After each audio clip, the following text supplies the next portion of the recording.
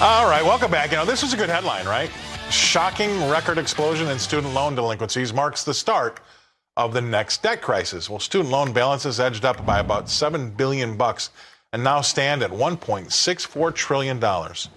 Mortgage balances grew by $131 billion during the second quarter and in 2025 and totaled $12.94 trillion at the end of June. How about this? Credit card balances rose by $27 billion during the second quarter and now total $1.21 trillion outstanding and are about 5.87, almost 6% above the level a year ago. Now, if you haven't figured it out by now, Americans are addicted to debt, and the U.S. consumer is drowning in debt, but that's hardly a surprise. Since life for middle-class Americans, and we talk about it a lot on this show, is now largely unaffordable, most Americans have no choice but to take on even more debt. But the alarming part of this story is student debt. Student loan delinquencies have been on the rise since the beginning of the year, after the government ended Biden's years-long payment freeze. In fact, there has never been such a catastrophic deterioration in student loans in the history across borrowers of virtually all ages. But get a load of this, especially those 50 years old and over. What a mess. My next guest still have something to say about this, I'm sure. Please welcome to the show, Mr. Luke Lloyd. Luke, thanks for coming on. All right, brother. What are your thoughts here? You're right in the sweet spot of this story. I'd like to hear what you have to say about it.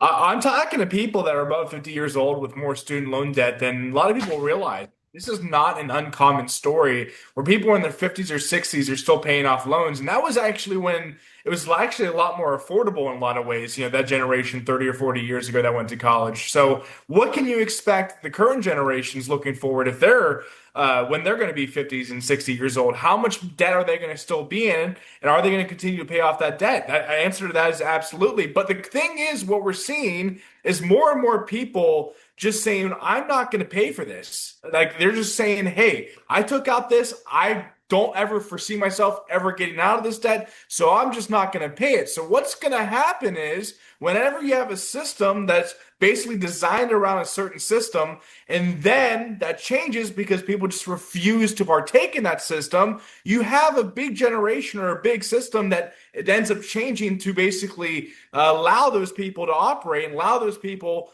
to not pay back their loans. So what I think is going to happen is student loan forgiveness will have to happen, because if everybody does it, then what are you going to do? Yeah, I've often paralleled the two. We have people in Congress that don't know, how to say no, and they spend like drunken sailors, and that is an insult to drunken sailors, because drunken sailors stop spending when they run out of their own money. Congress does not do that. And then obviously the student loan problem, they're in parallel. It's like we have no discipline. And so to your point, it's almost like an Armageddon question.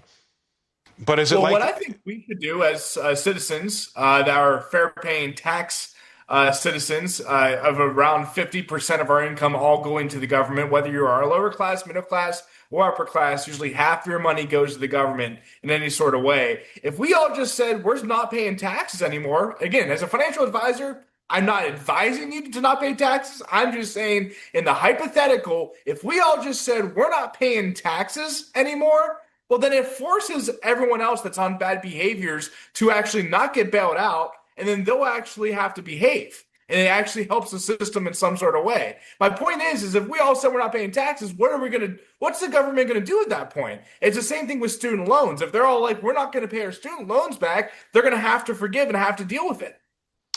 I said, to some degree, I said that over COVID because I was getting angry about all the restaurants that were closing. And my question was, if all 10,000 of New York's restaurants opened up during COVID, what is the restaurant commission going to do?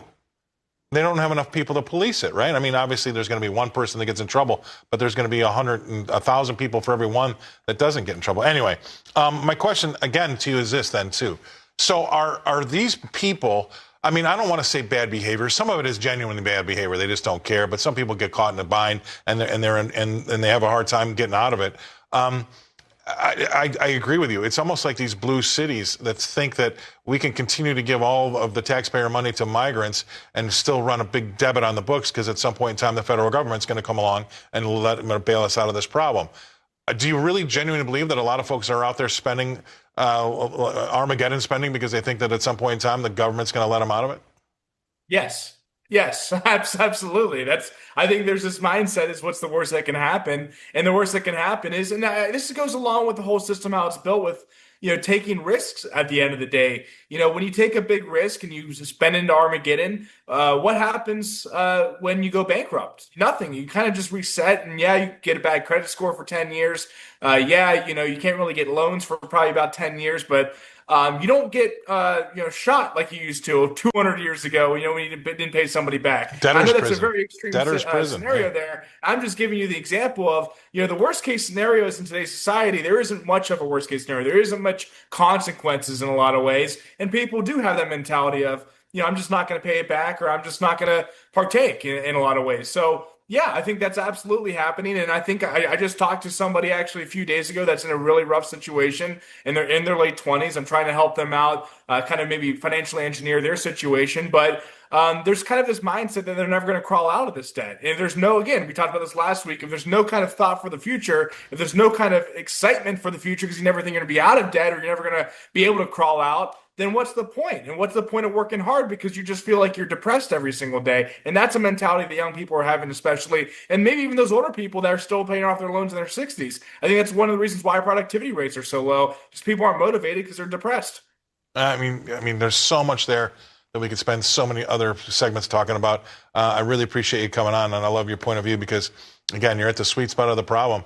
And I like to, if you see anything, that's interesting with this subject, make sure you let us know. Really appreciate you coming on. I appreciate it. Luke Lloyd coming to us from Covington, Kentucky, the Lloyd Financial Group. He's the CEO.